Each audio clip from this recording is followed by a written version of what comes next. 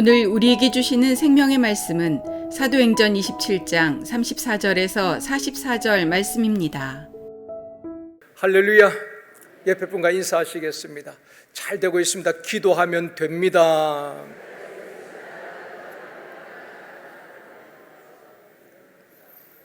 다시 한번요, 이 시간 은혜 받읍시다.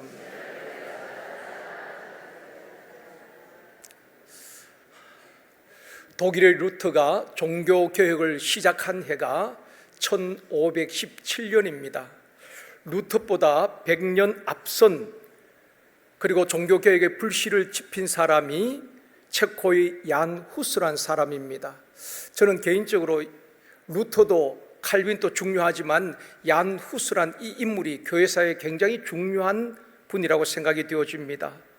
얀 후스는 당시의 면죄부 판매의 부당성을 지적하고 로마 교황을 우상시하는 부패한 중세 가톨릭 교회를 지적했다는 이유로 46살에 화형을 당하게 됩니다. 후스는 어릴 때부터 굉장히 총명했다고 합니다. 29살 때에 프라 대학의 학장이 되었고 37살 때에 총장이 될 정도로 탁월한 분이었습니다. 얼마든지 교회와 결탁하고 교황청과 잘 협력했다면 기독권을 누릴 수 있는 위치에 있었습니다. 그럼에도 그는 성경의 진리를 깨닫고 성경으로 돌아가야 한다, 초대교로 돌아가야 한다고 외치면서 자신을 산제물로 바쳤던 인물인 것입니다. 얀 후스를 체코인들은 종교와 상관없이 민족운동의 지도자로 국민적 영웅으로 추앙을 하고 있습니다. 프라 구시가지에 가면은 얀 후스의 동상이 있습니다. 지난번 우리 종교개혁 때 제일 먼저 방문했던 곳이 체코의 구시가지 얀 후스의 동상이었습니다. 후스는 많은 책을 저술했는데 루터도 후스의 책을 읽고 후스의 정신과 신앙을 이어받아 종교개혁의 불을 당긴 것입니다. 후스의 영향을 받은 또 한 사람이 있는데 모라비안 교도들입니다. 체코 동부 지역에 모라비안 지역이 있습니다. 아마 여러분 모라비안 교도란 말을 들어보셨을 것입니다. 이 모라비안 지역이 있는데 후스의 영향을 받아 세운 교회가 바로 모라비안 교회입니다. 체코에서 최초로 터키, 아프리카, 북미에 개신교 선교사를 파송한 교회가 바로 모라비안 교회입니다. 이 모라비안 교도들의 영향을 받은 사람이 감리교의 창시자 존 웨슬리입니다. 웨슬리가 신대륙에 복음을 전하기 위해서 선교사로 가게 됩니다. 대서양을 건너가면서 큰 풍랑을 만나게 됩니다. 마치 바울이 유라굴로 광풍을 만나듯이 웨슬리가 탄 배가 옛날엔 범선이었잖아요. 대서양에서 큰 풍랑을 만났을 때에 모든 사람들이 두려움에 잠겨 있었습니다. 그때에 어느 한 곳에서 찬송 소리가 들려오는 것입니다. 이 웨슬리가 가서 보니까 모라비안 교도들이 그 풍랑이 일고 있는 그 바다 한가운데서 찬송을 부르고 있는 것입니다. 웨슬리가 물었습니다. 당신들은 두렵지 않습니까? 배가 이렇게 침몰 위기에 있는데 당신들은 겁나지 않습니까? 그렇게 물었을 때에 모라비안 형제가 이렇게 대답합니다. 하나님이 우리와 함께 계시는데 우리는 두렵지 않습니다. 생명의 주인은 하나님이시잖아요. 그러면서 그들이 찬양을 하고 있는 것입니다. 그 일이 웨슬리에게는 큰 충격이었던 것입니다. 여러분, 우리가 인생의 광풍을 만나도 두려워하지 말아야 될 이유가 어디에 있습니까? 오늘 우리 할렐루야 찬양대에서 찬양을 하셨지 않습니까? 찬양 가사에 보면은 주는 나의 빛, 나의 구원자가 되시기 때문에 두려움이 없네, 여러분이 찬양을 하셨습니다. 모라비안 교도들은 주님이 함께 계시기 때문에 풍랑이 밀려오지만 두려워하지 않고 하나님을 찬양할 수 있었던 것입니다. 무서운 풍랑 앞에서도 하나님에 대한 절대 믿음을 가지고 찬양하는 모라비안 형제들을 통하여서 웨슬레가 큰 충격을 받고 자신의 신앙을 돌아보게 되는 것입니다. 나는 하나님을 믿는다고 하면서 왜 이렇게 두려워할까? 그동안 웨슬레는 은혜를 받았지만은 하나님을 만난 경험이 없었습니다. 회심한 경험이 없었습니다. 열심을 가지고 선교사로 가고 있는 중이었거든요. 그 이후에 이 웨슬레는 열병을 앓듯이 고민을 하게 되는 것입니다. 그리고 한 번은 모라비안 교도들이 기도하는 그 기도 모임에 갔다가 웨슬레가 하나님을 인격적으로 만나게 되는 것입니다. 머리로 알고 있던 하나님, 들어서 알고 있던 그 하나님을 웨슬레가 경험하게 되어지고 회심하게 되는 것입니다. 웨슬레 그 회심이 영국 대부흥의 출발점이 된 것입니다. 한 사람이 그렇게 중요하다는 것입니다. 체코의 종교개혁자 얀 후스의 영향을 받은 사람이 루터였고 100년 뒤에 루터가 종교개혁을 하게 되는 것입니다. 그리고 또 얀 후스의 영향을 받은 사람이 모라비안 교도입니다. 그 모라비안 교도의 영향을 받은 사람이 존 웨슬레입니다. 감리교를 창시하게 된 것이었습니다. 오늘 본문에도 보면은 유라굴로 광풍을 만난 사람들이 14일 동안 먹지 못하고 자지 못하고 초죽음이 되어 있습니다. 구원의 희망을 다 잃어버렸습니다. 그들을 향하여서 바울은 이제는 안심하라 위로하면서 구원의 메시지를 전하게 되는 것입니다. 하나님께서 이미 바울에게 말씀을 하셨거든요. 바울아 두려워하지 말라. 너와 함께 항해하는 모든 사람을 너에게 주었다. 이 말씀은 바울아 너 때문에 사명자 너 때문에 이 배에 탄 모든 사람이 죽지 않고 살게 될 것이다 하는 하나님의 구원의 메시지였습니다. 오늘 이 시간에는 생명을 살리는 하나님의 사람이라는 제목으로 말씀을 드리려고 합니다. 성경에 보면은 한 사람 때문에 많은 사람이 사는 역사가 있는가 하면은 한 사람 때문에 또 많은 사람들이 어려움을 겪는 경우가 있었습니다. 로마서 5장 19절 말씀입니다. 같이 읽겠습니다. 한 사람이 순종하지 아니함으로 많은 사람이 죄인 된 것 같이 한 사람이 순종하심으로 많은 사람이 의인이 되리라. 한 사람 아담이 순종하지 아니함으로 모든 사람이 죄인이 되었고 사망의 소임을 당하고 죽음에서 죽음으로 이르게 된 것입니다. 그러나 한 사람 예수 그리스도께서 십자가에 죽기까지 순종하고 복종함으로 많은 사람이 의롭다함을 입게 되어지고 영생을 얻게 된 줄 믿습니다. 한 사람이 그렇게 중요한 것입니다. 가정에도 보면은 한 사람 때문에 가족 전체가 근심하는 일들도 있고 또 한 사람 때문에 가족 전체의 기쁨이 되는 경우도 있습니다. 자녀가 어긋난 길로 간다든지 가족 가운데 중병으로 인하여서 어려움을 겪으면은 한 사람 때문에 온 가족의 근심이 됩니다. 그런가 하면은 자녀들이 취업이 되어지고 시험에 합격하고 결혼을 하게 되면은 그 집안에 다 기쁨이 되지 않습니까? 바울은 고린도 교회 성도들 향하여서 그렇게 외치고 있습니다. 여러분들이 먹든지 마시든지 하나님의 영광을 위하여 하십시오. 그리고 교회에서나 어디에서나 그치는 자가 되지 말고 많은 사람을 기쁘게 하고 모든 사람에게 유익을 주는 사람이 되십시오. 고린도 10장 마지막 부분에서 바울이 고린도 성도들에게 당부를 하고 있는 것입니다. 사랑하는 성도 여러분, 가정 공동체에 또 교회 공동체에서 많은 사람들에게 기쁨을 주고 유익을 주는 저와 여러분이 되어주길 주님의 이름으로 축원합니다. 첫 번째로 배 안의 리더가 된 바울입니다.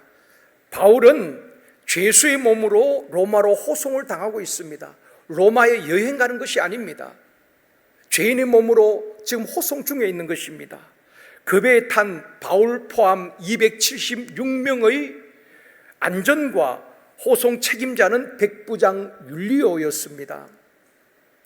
바울이 그레데 섬에서 미항이라는 곳에서 그들에게 이미 말했습니다. 이곳에서 그 겨울을 지났으면 좋겠다. 만약에 무리하게 항해를 한다면은 위험이 있을 것이다 경고를 했습니다. 그런데 책임자인 백부장 율리오는 바울의 말보다도 항해 기술에 뛰어난 선장과 선조의 말을 더 믿고 항해를 결정하고 강행을 하게 되는 것입니다. 결국 유라굴로 광풍을 만나게 되었습니다. 휘몰아치는 광풍 앞에서 백부장도 군인들도 항해 기술에 뛰어난 전문가 선장도 속수무책이었습니다.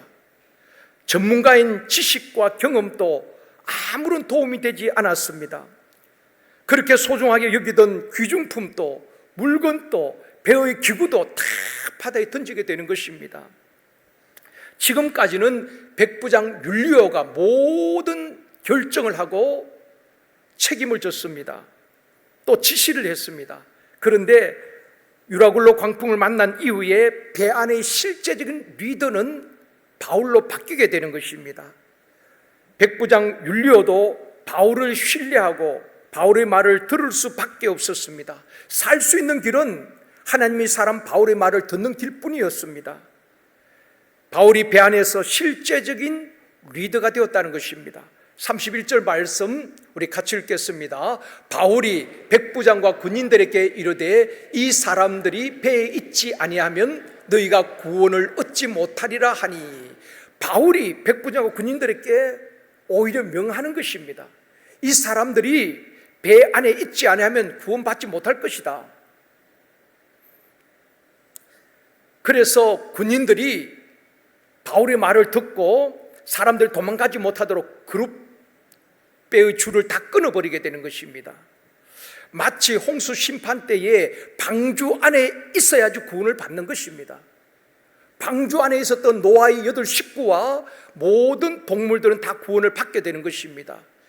이처럼 우리가 인생을 살아가면서 수많은 시련이 오고 시험이 옵니다. 그렇지만은 우리가 주님의 품 안에 거하고 교회 공동체 안에 있을 때에 그 누군가의 기도의 도움을 받고 함께 이겨나갈 수가 있는 것입니다. 동물의 왕국에 보면은 아프리카에 많은 그 동물들이 약한 동물일수록 무리를 지어 다닙니다. 얼마나 많은 산호 맹수들이 많이 있습니까? 약육강식의 그 밀림지대에서 그들이 살아남는 것은 무리지어서 함께 가는 것입니다. 약한 동물도 무리지어서 다니면은 사자가 함부로 공격을 못하는 것입니다. 보면은 무리에서 이탈한 동물들, 얼룩말도 무리를 지어 다니는데 꼭 무리에서 이탈한 얼룩말을 사자가 노리다가 결국 공격하고 사자의 밥이 되는 것입니다. 우리가 어려움이 있어도 항상 주님의 품 안에 머물고 교회 공동체에 머물러 있을 때에 그 누군가가 나를 위해서 기도해주고 다시 일어나고 승리하게 될 줄 믿습니다. 또 바울은 14일 동안 먹지 못하고 자지 못하고 줄에 있는 그들에게 아무 힘도 없지요. 그들에게 음식을 먹으라고 권하고 있습니다. 배 안에서 모든 결정권과 주도권을 바울이 지금 쥐고 있는 것입니다. 하나님께서 바울에게 말씀하셨고 하나님께서 바울에게 영적 권위를 주신 것입니다. 사랑하는 성도 여러분, 교회 사역도 직장 생활도 사업도 장사도 하나님이 주신 지혜로 하면 절대로 망하지 않을 줄 믿습니다. 망했을지라도 다시 일어나게 되는 것입니다. 우리가 모든 일을 할 때에 영적 권위로 해야 되는 것입니다. 교회 사역은 내 경험으로 내 판단으로 하는 거 아닙니다. 하나님이 주시는 지혜와 영적 권위로 사역할 때에 하나님께서 풍성한 열매를 맺게 하여 주실 줄 믿습니다. 누가복음 24장 49절 이번 주 암송 말씀입니다. 같이 읽습니다. 볼지어다 내가 내 아버지께서 약속하신 것을 너희에게 보내리니 너희는 위로부터 능력으로 입혀질 때까지 이 성에 머물라 하시니, 우리 주님이 부활하시고 하늘로 올라가시기 전에 제자들께 당부하신 것은 너희들이 빨리 나가서 전도하라 그렇게 하지 않았습니다. 위로부터 능력이 입혀질 때까지 움직이지 말고 이 성 안에 머물러 있으라. 너희들이 성령을 받고 능력을 받고 권능을 받고 그 다음에 사역하라는 것입니다. 위로부터 임하는 성령의 능력을 덧입은 사람은 모든 두려움을 이기고 영향력 있는 사람으로 쓰임받게 될 줄 믿습니다. 여러분, 우리는 하나님이 주신 영적 권위로 사역을 해야 되는 것입니다. 제자들도 자기들의 힘으로 한 것 아닙니다.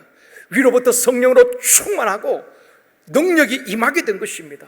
귀신을 쫓아내고 병든 자를 위해서 기도할 때마다 예수 이름 권세가 나타나게 되는 것입니다. 사랑하는 성도 여러분, 위로부터 임하는 성령의 능력으로 사역하는 저와 여러분이 되어지기를 원합니다. 어디를 가든지 우리와 우리 자녀들이 영향력 있는 사람이 되어지기를 주님의 이름으로 축원합니다. 비록 바울이 죄수의 몸이지만은 그 배 안에 모든 사람은 구원의 희망을 잃어버렸습니다. 그런데 바울이 실제적으로 주도해가고 있는 것입니다. 너희들이 배 안에 있어야지 구원을 받을 수가 있다. 음식을 먹고 힘을 내라고 그들을 위로하고 격려하는 실제적인 지도자가 된 것입니다. 두 번째로 영과 육을 회복시켜 주시는 하나님이십니다. 14일 동안 먹지 못하고 지칠 대로 지쳐있는 그들에게 바울은 음식을 먹어라 그렇게 권하고 있는 것입니다. 오늘 본문 34절 말씀입니다. 같이 읽습니다. 음식 먹기를 권하노니 이것이 너희의 구원을 위하는 것이요 너희 중 머리카락 하나도 잃을 자가 없으리라 하고, 바울이 음식을 먹으라고 권하면서 너희 중에 한 사람도 머리카락 하나도 잃지 않을 것이다. 여러분, 이것보다 더 기쁜 소식이 어딨겠습니까? 이게 복음인 것입니다. 바울은 난파선에 희망을 잃어버린 그들에게 위로하고 격려하고 구원의 메시지를 전하는 것입니다. 이것이 하나님의 사람인 것입니다. 늘 지적하고 잘못을 나무라는 것이 아니라 실수했을 때 격려하면서 위로하면서 힘을 얻게 하고 다시 세워나가는 것입니다. 그 사람이 리더인 것입니다. 하나님은 일을 시킬 때에 먹이시고 회복시키시고 일을 시키는 것입니다. 여러분, 사역을 하다가 어떤 분들은 힘을 잃어버리고 탈진하는 경우가 있습니다. 여러분, 우리가 사역도 중요하지만은 우리가 먼저 해야 될 것은 내가 회복이 되어져야 되는 것입니다. 내가 기운을 차려야 되는 것입니다. 지금 바울은 그 배에 탄 많은 사람들에게 음식을 먹고 힘을 내라, 너희들 죽지 않는다, 그렇게 그들을 위로하고 격려하고 있는 것입니다. 엘리야가 로뎀나무 아래에서 죽기를 구할 정도로 지치고 번아웃 되어버렸습니다. 절망 가운데 있을 때 하나님은 절대로 포기하지 아니하시고 엘리야를 찾아가셔서 엘리야에게 그렇게 말씀하시는 것입니다. 엘리야야, 먹고 다시 일어나라. 엘리야가 완전히 지쳐서 일어날 힘도 없었습니다. 그때 하나님이 어떻게 하십니까? 열왕기상 19장 6절 말씀입니다. 같이 읽습니다. 본적 머리 맡에 숯불에 구운 떡과 한 병 물이 있더라. 이에 먹고 마시고 다시 누웠더니, 하나님께서 준비한 숯불에 구운 떡과 물을 마시고 엘리야가 벌떡 일어난 것이 아니라 다시 들어 누워버린 것입니다. 여러분, 사람이 회복이 쉽지 않습니다. 건강도 회복하는 데 시간이 걸리고, 특히 영적으로 한번 다운되어지면 회복하는 데 시간이 걸리는 것입니다. 엘리야가 떡을 먹고 물을 마시고 또다시 들어 누워 있는 것입니다. 하나님은 절대로 포기하지 않습니다. 다시 찾아오셔서 엘리야에게 다시 먹고 힘을 내라고 말하고 있는 것입니다. 8절 말씀입니다. 같이 읽습니다. 이에 일어나 먹고 마시고 그 음식물의 힘을 의지하여 40주 40야를 가서 하나님의 산 호렙에 이르니라. 하나님께서 그에게 육신을 먹을 것을 주고 다시 회복을 시키고 일어나게 하는 것입니다. 그래서 엘리야가 음식물의 힘을 의지하여 40주야를 걸어가서 하나님의 산 호렙에 이르게 되는 것입니다. 여전히 엘리야는 위축되고 절망 가운데 있습니다. 그래서 호렙산에 가서도 굴 속에 숨어 있는 것입니다. 하나님께서 다시 그를 찾아가셔서 만나 주시는데 굴 속에 있는 엘리야를 굴 밖으로 나오게 하시고 세미한 음성으로 엘리야에게 말씀하시는 것입니다. 그리고 엘리야가 회복이 되어지는 것입니다. 육적으로 회복이 되어지고 영적으로 회복이 되어지는 것입니다. 엘리야가 다시 일어나고 회복시킨 다음에 엘리야가 어떤 일을 합니까? 엘리야가 에후에게 기름을 부어서 이스라엘 왕으로 세우게 되는 것입니다. 뿐만 아니라 엘리야가 회복된 이후에 자신을 이어서 후계자를 세우는데 엘리사에게 기름을 부어서 후계자로 세우는 일들을 감당하게 되는 것입니다. 이처럼 하나님은 우리에게 사역만 하라고 말씀하시는 분이 아닙니다. 먼저 저와 여러분을 회복시켜 주시고 힘을 주시고 사역을 감당하게 하여 주실 줄 믿습니다. 여러분 기억하십시오. 여러분이 교회 안에서 사역하는 것도 중요하지만 기쁨으로 하십시오. 감사함으로 하십시오. 여러분이 사역하면서 기쁨이 없고 감사함이 없다면 여러분 먼저 재충전하십시오. 쉼과 사역의 리듬을 잘 타야 되는 것입니다. 하나님은 방법은 힘을 얻게 하고 기쁨으로 감사함으로 예배를 드리고 찬양하게 하고 사역을 감당하게 하시는 것입니다. 예수님이 십자가에서 처참하게 돌아가시자 제자들이 절망 가운데에 디베랴 바닷가로 가게 되는 것입니다. 7명의 제자가 고기 잡겠다고 다 옛날 직업으로 돌아가 버렸어요.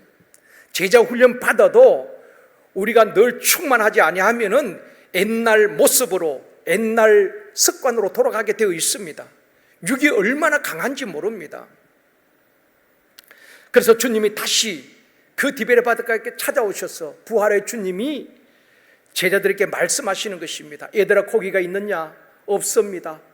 배 오른편에 그물을 던져라.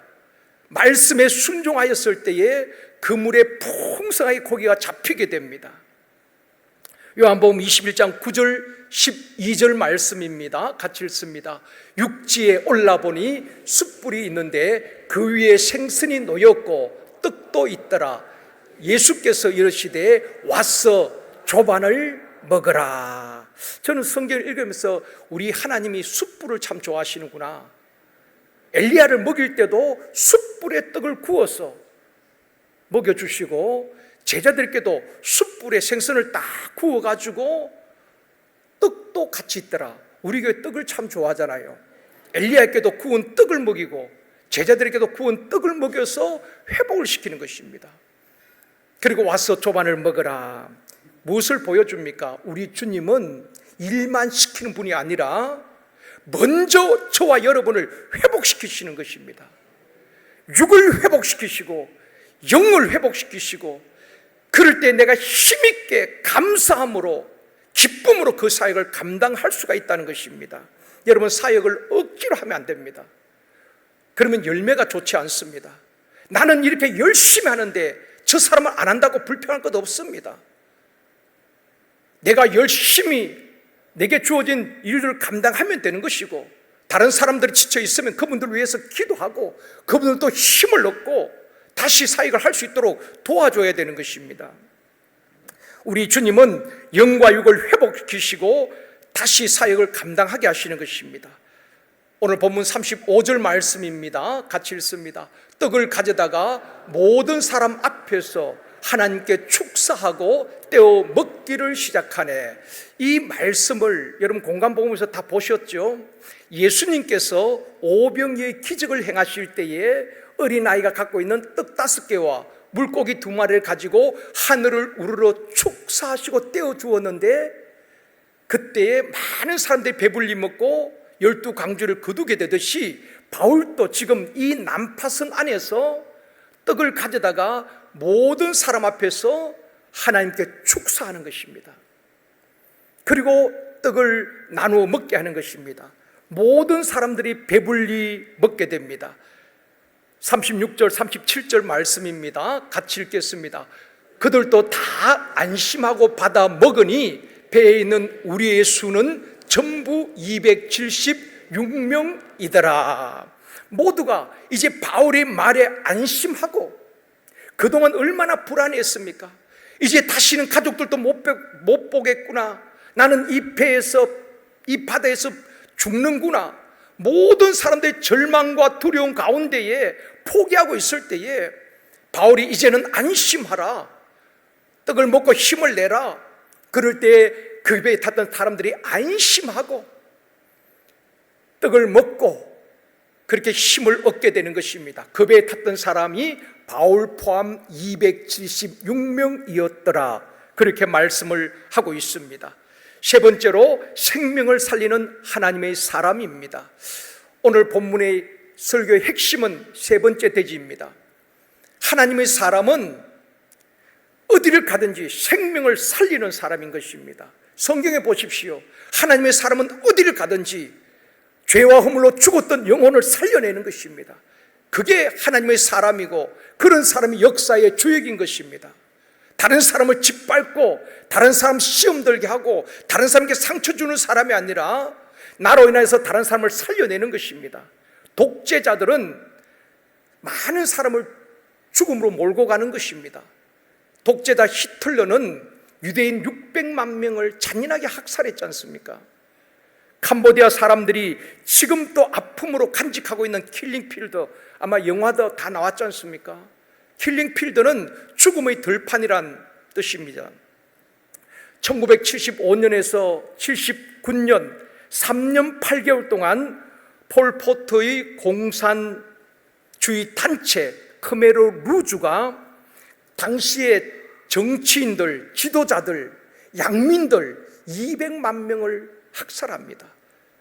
캄보디아에 가면은 잔인하게 죽이는 그 방법을 보게 되는 것입니다.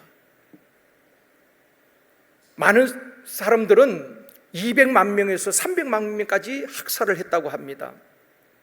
캄보디아에 가면 곳곳에 유골을 모아둔 킬링필드 기념관이 있습니다. 기념탑들인데 이 탑 안에 가보면 다 유골들이 안치되어 있습니다. 지금도 땅속에 묻혔던 땅을 파면은 그때 희생된 사람들이 유골이 발견되는 것입니다. 이처럼 공산주의와 독재자들은 수많은 사람들을 죽음으로 몰고 가는 것입니다. 6월달 특별히 6.25 전쟁을 겪은 달이기도 합니다. 여러분, 공산주의를 용납하면 안 됩니다. 공산주의는 제일 먼저 기독교인들부터 다 죽입니다. 그게 공산주의예요. 공산주의는 사유재산이 없습니다. 다 그걸 다 몰수합니다. 그런데 공산주의를 찬양하는 그것은 참 안타까운 일입니다. 공산주의와 독재자들은 수많은 사람을 죽입니다. 그러나 로마로 호송당하는 바울이 탄 배가 유라굴로 광풍을 만났지만은 그 배에는 하나님의 사람 바울, 사명자 바울이 타고 있었다는 것입니다. 그 바울 때문에, 바울 한 사람 때문에 그 배에 탔던 모든 사람이 살게 되었다는 것입니다. 이처럼 사명자 한 사람이 그렇게 중요한 것입니다. 목사만 사명자가 아닙니다. 우리 모두가 사명자인 줄 믿습니다. 하나님이 목적 없이 부른 사람 없습니다. 여러분 한 분 한 분이 사명자이기 때문에 여러분 한 분 한 분이 귀한 분입니다. 우리 공동체 한 사람도 필요 없는 분이 없습니다. 다 귀한 분들이요. 여러분이 사명이 있기 때문에 오늘도 우리의 생명을 하나님께서 지켜주신 줄 믿습니다. 가족 구원을 해야 될 사명이 있습니다. 쉼터 가족들 가운데 힘든 그 지체를 위해서 기도할 사명들이 우리에게 있다는 것입니다. 끝까지 사명을 감당하는 저와 여러분이 되어지기를 원합니다. 사명자 바울 때문에 그 배에 탔던 276명이 다 살게 되는 것입니다. 39절에서 41절에 보면은 날이 밝아오자 배가 해안에 접안하려고 하려는데 오름이 있었습니다. 물결이 부딪혀오고 배가 깨지도 하다 보니까 배가 접안을 할 수가 없었습니다. 그러자 42절에 군인들이 이렇게 말합니다. 같이 읽겠습니다. 군인들은 죄수가 헤엄쳐서 도망할까 하여 그들을 죽이는 것이 좋다 하였으나, 죄수들이 도망을 하게 되어지면은 호송 책임자가 책임을 져야 되는 것입니다. 바울이 빌립보 감옥에 갇혔을 때에 옥문이 열려졌잖아요. 그때 간수가 어떻게 합니까? 자결을 하려고 하지요. 죄수들이 도망을 하게 되어지면 당직 간수가 대신 죽거나 책임을 져야 되는 것입니다. 그래서 간수가 자결을 하려고 했던 것입니다. 오늘 본문에도 죄수들이 도망하면 군인들이 책임져야 되는 것입니다. 호송 책임자 율리오가 대신 죽을 수도 있습니다. 그래서 군인들이 하는 말이 죄수들이 도망가기 전에 배 안에서 다 죽여버립시다. 깨끗하게 정리하고 가자는 것입니다. 그런데 문제는 바울도 그 배에 타고 있는데 바울도 지금 죄수거든요. 그렇다면 바울까지 다 죽여야 되는 것입니다. 그래서 백부장 율리오가 이렇게 말합니다. 43절입니다. 같이 읽습니다. 백부장이 바울을 구원하려 하여 그들의 뜻을 막고 헤엄칠 줄 아는 사람들을 명하여 물에 뛰어내려 먼저 육지에 나가게 하고, 이제 육지에 가까웠기 때문에 백부장은 군인들은 죄수들 다 죽여버립시다. 그런데 백부장은 지금 바울도 죄수기 때문에 바울을 구원하기 위해서 그들의 뜻을 막습니다. 그들의 청을, 요구를 들어주지 않습니다. 왜냐하면 바울까지 죽여야 되니까. 바울 때문에 죄수들도 살게 되었다는 것입니다. 이처럼 바울 때문에 죄수와 그 배에 탔던 모든 사람들이 살게 된 것입니다. 사랑하는 성도 여러분, 성령은 살리는 영인 줄 믿습니다. 하나님의 사람은, 저와 여러분은, 사명자는 가는 곳마다 복음으로 사람을 살리는 자인 것입니다. 그런 사람을 하나님께서 끝까지 그 생명, 그 사명 다할 때까지 지켜주실 줄 믿습니다. 요나 한 사람이 사명을 기피하고 하나님의 말씀에 불순종합니다. 다시스로 가는 배를 탔을 때에 하나님께서 큰 폭풍을 일으키고, 요나 한 사람 때문에, 불순종한 사명자 때문에 그 배에 탔던 모든 사공들이 오름을 겪게 되어지고 물건을 다 바다에 던지게 되잖아요. 요나 때문에 그 배에 탔던 사람들이 정신적인 고통, 육체적인 고통, 물질적인 피해를 보게 된 것입니다. 그러나 사명자 바울 한 사람 때문에 죄수와 그 배에 탔던 모든 사람들이 다 살게 되었다는 것입니다. 성령은 살리는 영입니다. 우리 주님은 죄와 허물로 죽었던 우리를 살리셨다고 말씀하고 있는 것입니다. 그렇다면 주님의 제자인 저와 여러분은 어딜 가든지 복음으로 살리는 자가 되어줘야 되는 것입니다. 복음으로 가정을 살리고, 자녀들을 살리고, 샘터 공동체를 살리고, 교회를 살리고, 이 지역을 살리는 성도와 교회들이 되어지기를 주님의 이름으로 축원합니다. 이 세상에 가장 가치 있는 일이 무엇이겠습니까? 나 혼자 성공하고 나 혼자 잘 사는 것 아닙니다. 성경에서 말하는 가장 가치 있는 일은 복음으로 영혼을 살리고 사람을 세우는 일인 줄 믿습니다. 이것보다 더 귀한 일은 없습니다. 여러분, 진짜 그 사람이 변화된 것을 보면은 그 감동과 그 감격은 세상이 줄 수 없는 기쁨을 얻게 되는 것입니다. 내 자식도 잘 변화되지 않잖아요. 그런데 말씀으로 양육하고 사람이 변화되는 것을 볼 때에 그렇게 기쁠 수가 없는 것입니다. 복음으로 영혼을 살리고 사람을 세우는 일이 가장 가치 있는 일이라면 이 가치 있는 일에 쓰임받는 저와 여러분이 되어지기를 주님의 이름으로 축원합니다. 의사들을 우리가 많이 존경합니다. 의사들은 의술로 질병에서 사람을 살려내잖아요. 의사들보다 더 귀한 분이 바로 여러분입니다. 육을 살리는 의사보다 더 귀한 것이 영혼을 복음으로 살려내는 사람이란 말입니다. 그렇기 때문에 여러분 좀 자부심을 가졌으면 좋겠습니다. 우리 6월 16일 날 주민초청 축제를 한 이유가 무엇입니까? 많은 배우들이 뮤지컬 공연 준비를 하는 이유가 무엇입니까? 어떻게 하는지 복음을 전하고 초청된 사람들, 또 우리 샘터의 창결자들이 와서 믿음을 회복할 수 있도록, 복음을 접할 수 있도록 도와주는 것 아니겠습니까? 이 일에 우리가 방관자가 없기를 원합니다. 그 일에 함께 동력해야 하는 것입니다. 제일성도교회에 이 지역과 한국을 맡기셨고, 한국 교회에 아시아를 맡기셨고, 아프리카를 맡겨주신 줄 믿습니다. 이 마지막 시대에 역사의 주역이 되는 것입니다. 혹시 그런 생각하는 분들도 있을지 모르겠습니다. 내 살기도 바쁘고 나 근수하기도 힘든데 무슨 세계 복음화 나하고 무슨 상관이 있느냐? 아닙니다. 우리 주님께서 땅끝까지 이르러 정인이 되라고 우리에게 명하셨고, 우리가 나가든지 보내든지 선교사적인 삶을 살아야 되는 것이고, 그것이 교회의 존재의 목적인 것입니다. 우리 때문에 가정이 살고, 자녀들이 살고, 샘터가 살고, 교회가 살고, 지역이 살고, 민족이 살고, 열방이 사는 역사 있기를 주님의 이름으로 축원합니다. 요한복음 12장 11절 말씀입니다. 같이 읽습니다. 나사로 때문에 많은 유대인이 가서 예수를 믿음이러라. 나사로 한 사람 때문에 많은 사람이 예수를 믿게 되었다는 것입니다. 나사로가 어떤 사람입니까? 나사로는 젊은 날에 병이 들어서 죽게 됩니다. 나사로가 죽었을 때에 가족들이 울고 유대인들이 울고 예수님도 우셨다고 말씀하고 있습니다.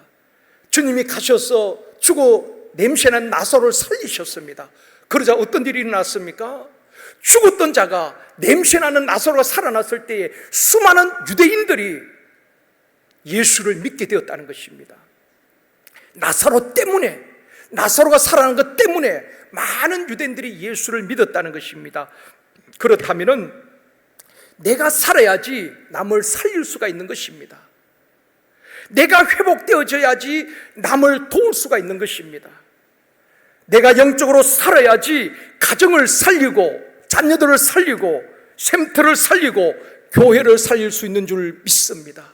그래서 여러분, 우리가 신앙생활을 할 때에 내가 먼저, 내가 영적으로 충만하고 성령으로 충만할 수 있도록 늘 기도해야 하는 것입니다. 내가 충만할 때 다른 사람을 또 이렇게 세울 수가 있는 것입니다. 말씀을 맺겠습니다. 사랑하는 성도 여러분, 하나님의 사람 바울 때문에 그 배에 탔던 죄수들과 275명의 승객이 다 살게 된 것입니다. 얼마나 멋진 사람입니까? 하나님의 사람 바울, 사명자 바울 한 사람 때문에 하나님이 그 배에 탔던 모든 사람을 살리신 것입니다. 나사로 때문에 많은 유대인들이 예수를 믿게 되었다고 말하고 있습니다. 여러분이 지금까지 여러분 때문에 예수를 믿게 된 사람이 몇 분입니까? 우리가 주님 앞에 섰을 때에 평가받는 것은 그것입니다. 주님이 그걸 부탁하셨거든요. 너 때문에 예수 믿은 사람 몇 명이니? 아니, 주님이 더 정확하게 알고 계시겠지요. 원하기는 저와 여러분 한 사람 한 사람 때문에 많은 사람들이 실족하고 상처받는 것이 아니라 저와 여러분 때문에 많은 사람들이 예수 믿게 되는 복이 있기를 주님의 이름으로 축원합니다.